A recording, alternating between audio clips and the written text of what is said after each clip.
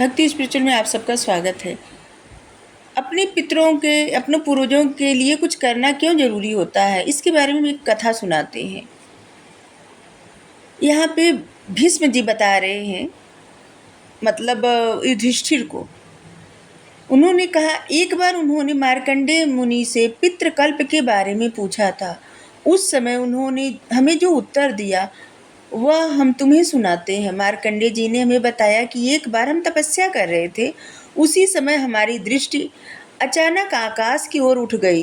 तब हमने यह देखा कि एक विमान में अंगूठे के समान आकार वाला एक बालक बैठा हुआ था, अंतरिक्ष में उड़ता चला जा रहा था। हमने उस बालक को दंडवत प्रणाम करने के उपरांत यह कहा, हे प्रभु, आप कौन हैं? यह हमें बताने की कृपा करें। उस समय उस बालक ने यह उत्तर दिया, हे मार्कंडेय, हमारा नाम सनत कुमार है। हम 4 भाई हैं। हम सभी अंतरिक्ष में भ्रमण करते रहते हैं। यह सुनकर हमने सनत कुमार से यह कहा, हे प्रभु, आप मुझे पितृकल्प का वर्णन सुनाने की कृपा करें।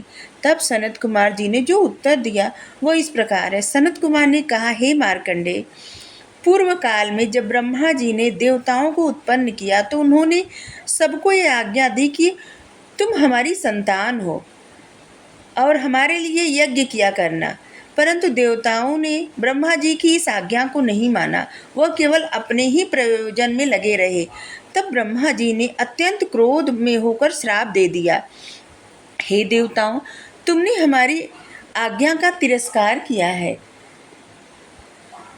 अस्तु, अब तुम ब्रह्म ज्ञान या सत्य ज्ञान से रहित होकर माया में भटकते रहोगे। ब्रह्मा जी के इस श्राप के कारण सब देवताओं का ज्ञान नष्ट हो गया। तब वे अत्यंत दुखी होकर उनकी शरण में गए और अत्यंत सेवा करके यह कहने लगे, हे पिता, आप हमारे अपराध को क्षमा कर पुनः ज्ञान प्रदान करें। उस समय ब्रह्मा जी ने उनसे यह कहा, हे देवताओं, तुम सब अपने विमानों से नीचे उतरकर अभिमान त्याग अपने पुत्रों के पास जाओ और इस संबंध में उनसे प्रार्थना करो।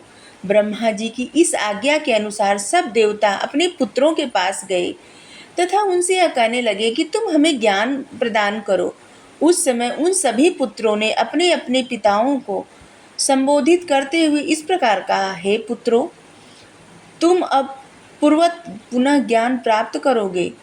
जब देवताओं ने अपने पुत्रों के मुख से अपने लिए पुत्र संबोधन सुना तो उनको अत्यंत आश्चर्य हुआ। वो आश्चर्य में भरकर ब्रह्मा जी के पास गए तथा लज्जित होकर यह प्रार्थना करने लगे, हे पिता, यह तो बड़ा अंधेर है कि हमारे पुत्र हम ही को पुत्र बोल रहे हैं। ये तो बहुत अजीब लग रहा है। आप कृपा करके यह हमें भेद समझाएं कि ये सब क्या है। देवताओं की प्रार्थना सुनकर ब्रह्मा जी ने उत्तर दिया, हे देवताओं, तुम्हारे पुत्र ज्ञानी तथा विद्वान हैं। तुमने जिन्हें उत्पन्न किया है वे सब धर्म की वृद्धि करने वाले हैं। तुम सभी देवता परस्पर एक दूसरे के पुत्र हो।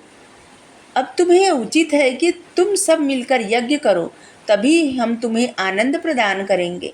हे मार्कंडेय, ब्रह्मा जी के मुख से पितरों का यह मुख्य वृत्तांत सुनकर सब देवता अत्यंत प्रसन्न हुए। उसी समय से सब देवता तथा पितर संयुक्त होकर संसार के संपूर्ण कार्यों को करते हैं। जो मनुष्य पितरों का श्राद्ध करते हैं वे अपने संपूर्ण मनोरथों को प्राप्त करते हैं। सभी पितर परस्पर एक दूसरे के पुत्र हैं। इनमें 7 प्रकार के हैं। 3 प्रकार के पितर शरीर रहित हैं, 4 प्रकार के पितर शरीरधारी हैं।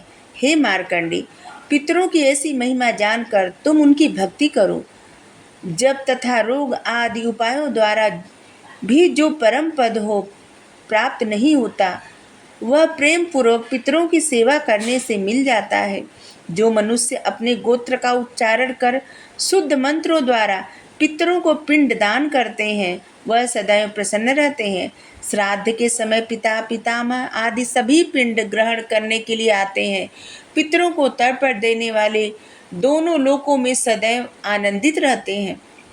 मार्कंडेय मुनि बोले, हे शांतनु, इस प्रकार पितरों की महिमा सुना सनत कुमार के मुख से और सनत कुमार जी ने मुझे दिव्य दृष्टि प्रदान की। तुम्हें यह भी उचित है कि तुम पितरों की भक्ति करो, क्योंकि पितरों के समान श्रेष्ठ अन्य कोई नहीं है। जो पितरों की महिमा पढ़ते हैं अथवा सुनते हैं वे भी दोनों लोकों में अत्यंत आनंदित रहते हैं। Thank you.